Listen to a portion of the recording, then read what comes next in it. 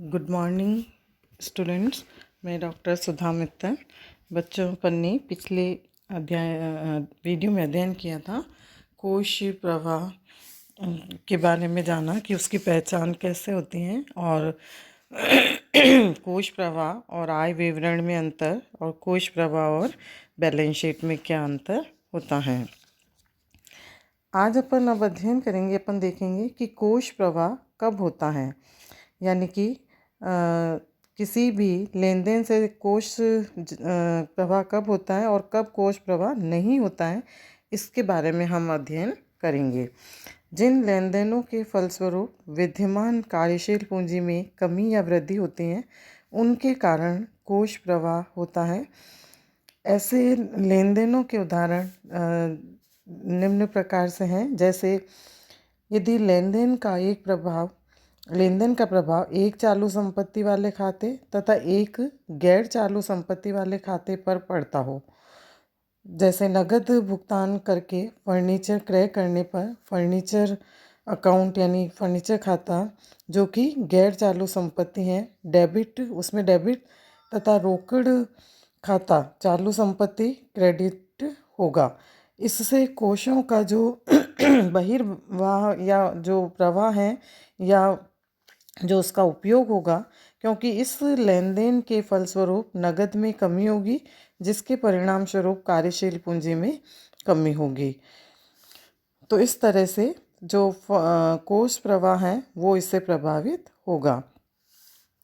यदि लेन देन का प्रभाव एक चालू संपत्ति वाले खाते तथा एक गैर चालू दायित्व वाले खाते पर पड़ता हो, जैसे कंपनी द्वारा रोकड़ के बदले ऋण पत्र जारी करने पर रोकड़ खाता यानी कि चालू संपत्ति खाता डेबिट तथा ऋण खाता गैर चालू दायित्व खाता क्रेडिट होगा, तो परिणाम स्वरूप कार्यशील पूंजी में वृद्धि होगी। अतः जो ये लेन देन है ये कोशों का स्रोत होगा। इसी प्रकार नगद के बदले अंश पूंजी जारी करने पर या ऋण लेने पर कोशों का जो प्रवाह है वो होगा, तथा इसके विपरीत अधिमान अंशों के शोधन या ऋण के पुनः भुगतान से कोशों का बहिर्वाह यानी प्रवाह होगा।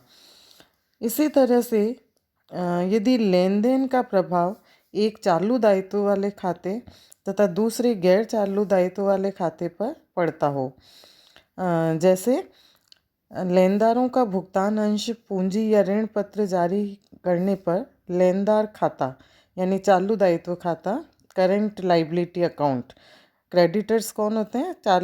चालू दायित्व, तो वो डेबिट तथा अंश पूंजी या ऋण पत्र खाता गैर चालू दायित्व खाता वो क्रेडिट होगा। इस लेन देन के फलस्वरूप लेनदारों में कमी के कारण कार्यशील पूंजी में वृद्धि होती है, अतः इससे कोशों का इनफ्लो होगा।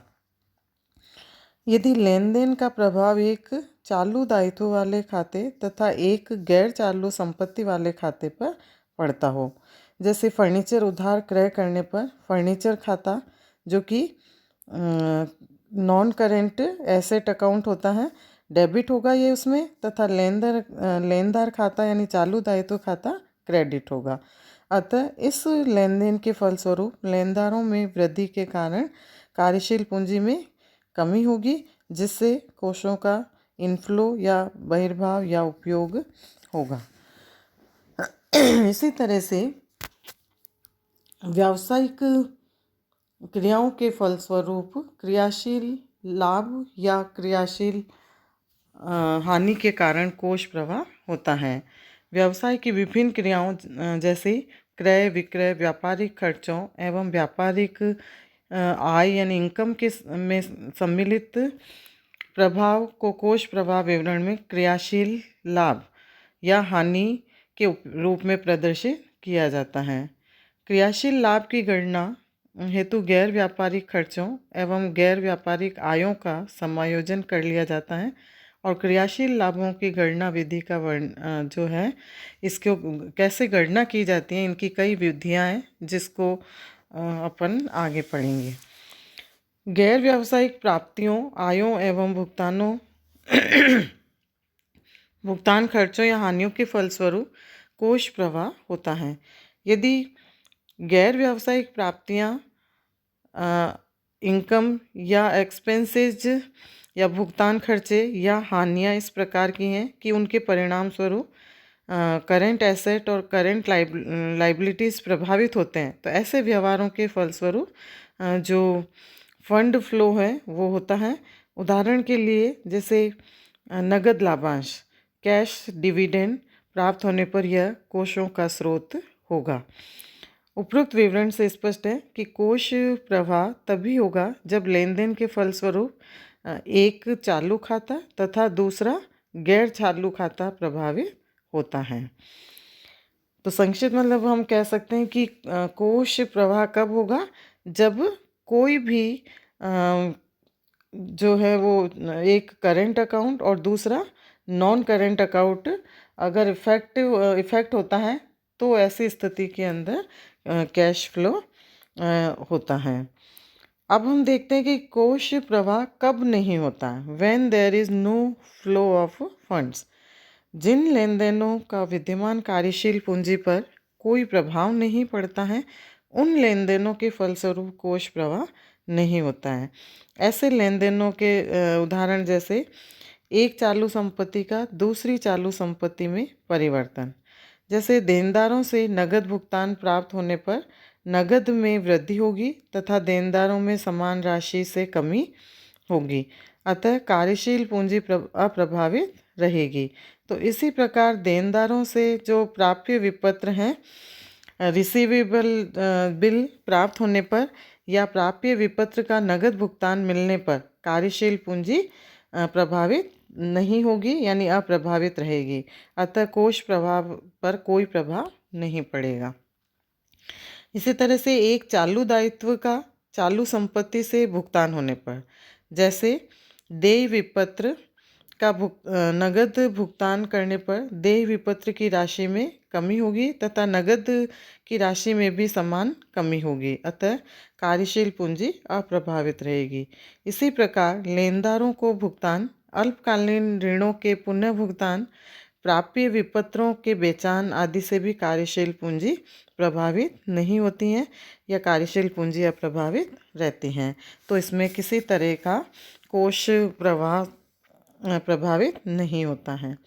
एक चालू दायित्व का दूसरे चालू दायित्व में परिवर्तन होने पर, जैसे लेनदारों को देय विपत्र जारी करने पर या देय विपत्र का अनादर होने पर या लेनदारों को अल्पकालीन ऋण में परिवर्तित करने पर दोनों चालू दायित्व खाते समान राशि से प्रभावित होंगे। इन व्यवहारों के फलस्वरूप जो चालू दायित्वों का केवल रूप परिवर्तित होता है, लेकिन चालू दायित्वों की कुल राशि एवं कार्यशील पूंजी अपरिवर्तित रहते हैं। एक गैर चालू दायित्व का दूसरे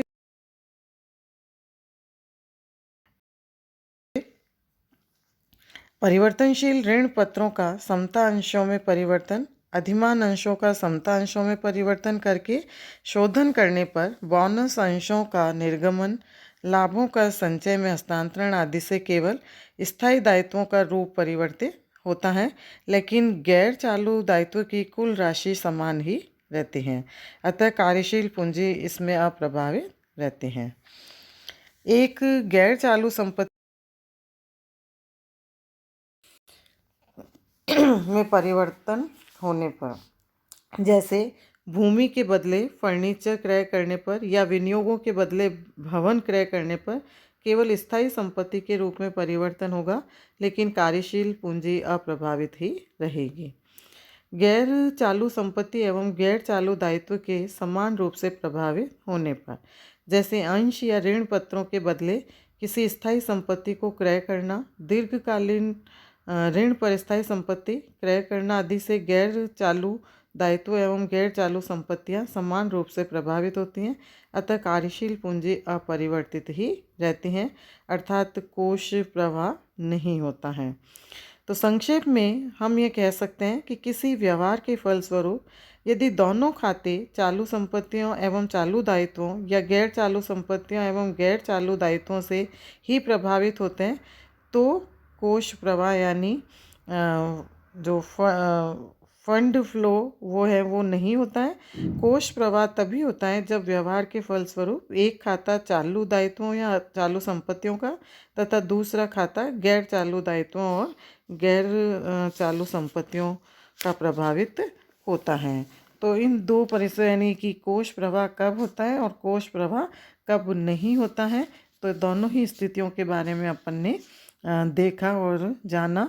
तो इसके आधार पर फंड फ्लो स्टेटमेंट्स तैयार किए जाते हैं। अब इसके बाद नेक्स्ट वीडियो में अपन अध्ययन करेंगे कोष के स्रोत एवं उपयोग। धन्यवाद बच्चों।